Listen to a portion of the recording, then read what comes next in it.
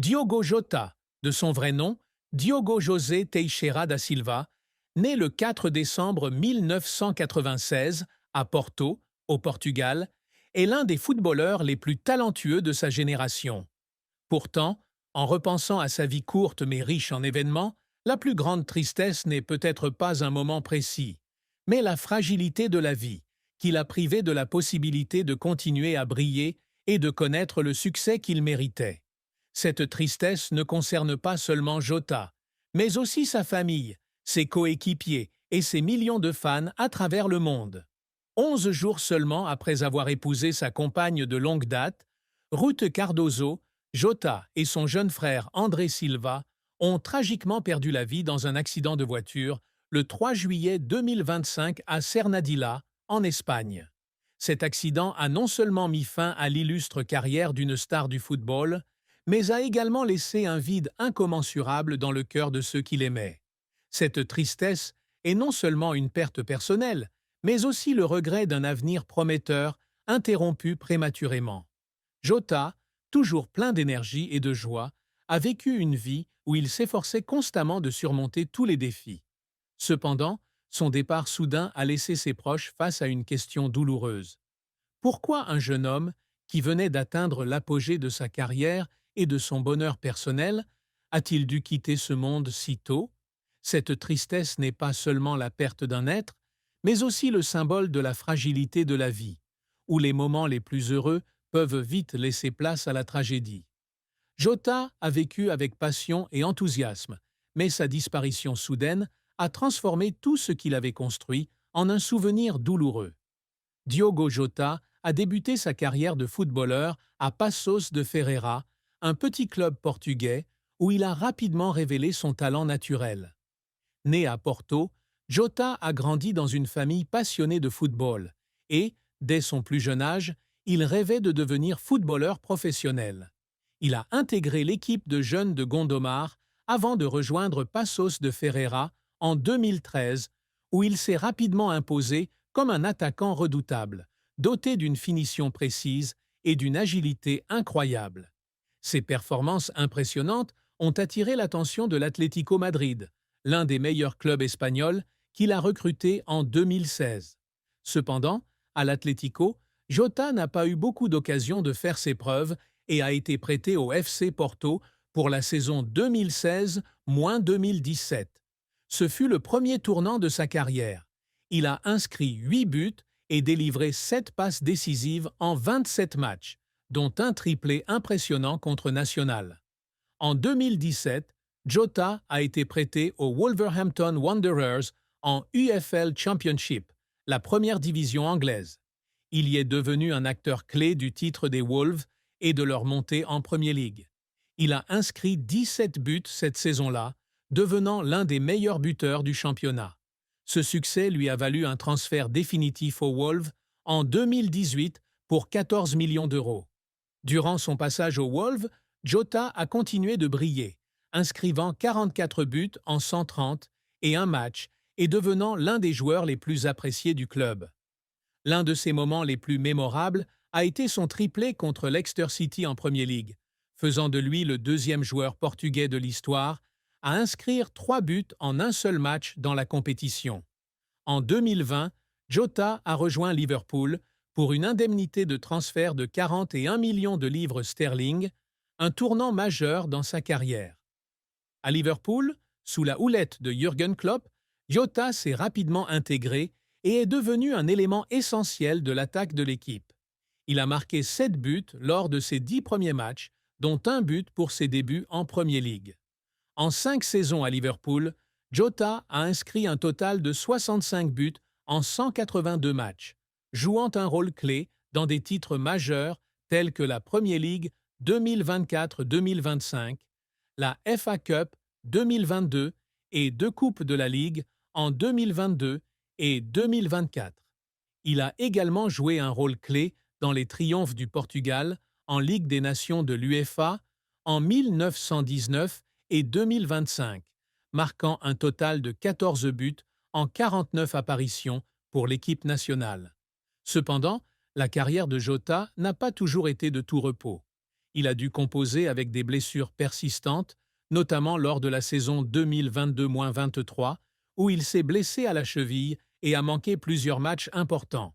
Ces blessures l'ont non seulement tenu à l'écart des terrains, mais ont aussi exercé une forte pression psychologique sur lui, car il devait rivaliser avec des stars comme Mohamed Salah, Sadio Mané et Roberto Firmino dans l'équipe de Liverpool. Jota a parfois pleuré de frustration de ne pas pouvoir jouer, surtout pendant la période où Liverpool peinait à concourir pour le titre.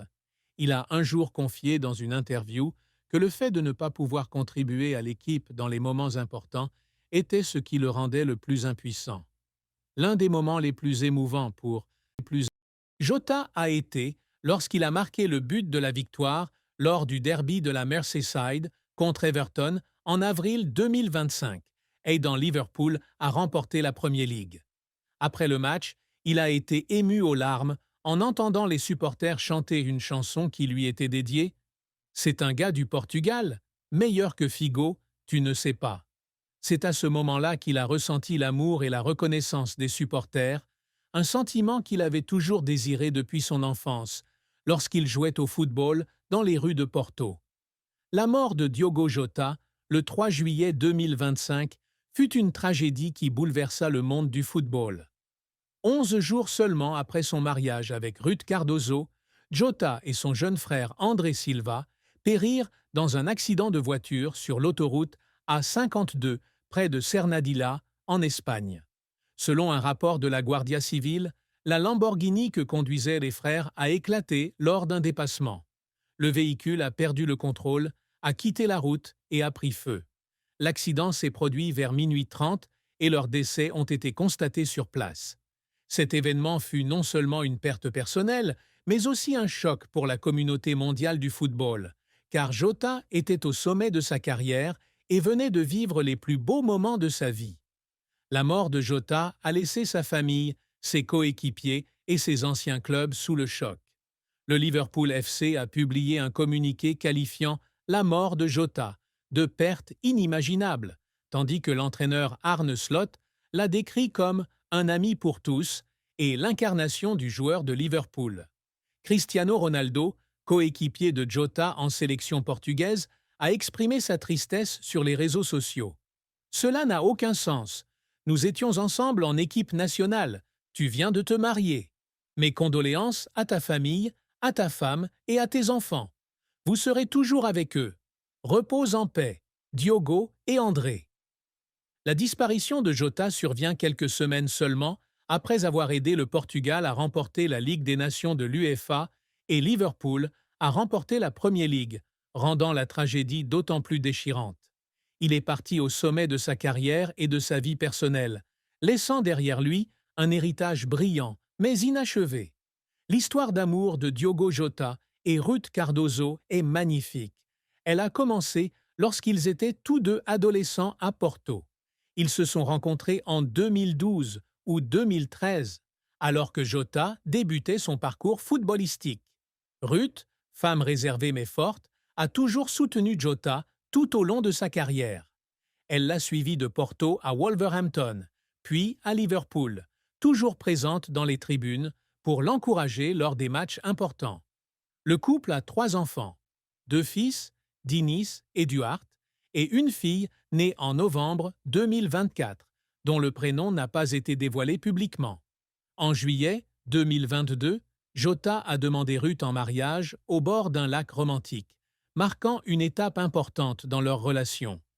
Leur mariage a eu lieu le 22 juin 2025 à Porto, lors d'une cérémonie intime en présence de leur famille et de leurs amis proches.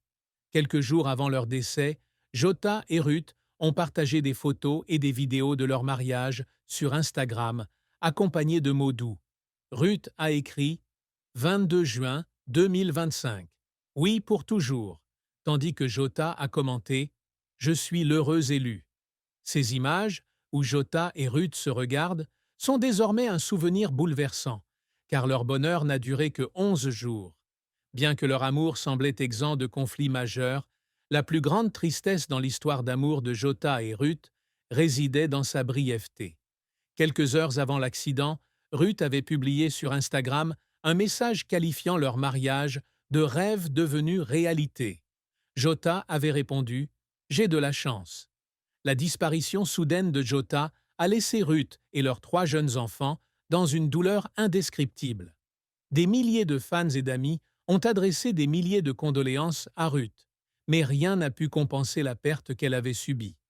Bien que Diogo Jota fût une personne ouverte et sincère, il y avait un aspect de sa vie que peu de gens connaissaient, sa passion intense pour les jeux vidéo et le monde de l'e-sport.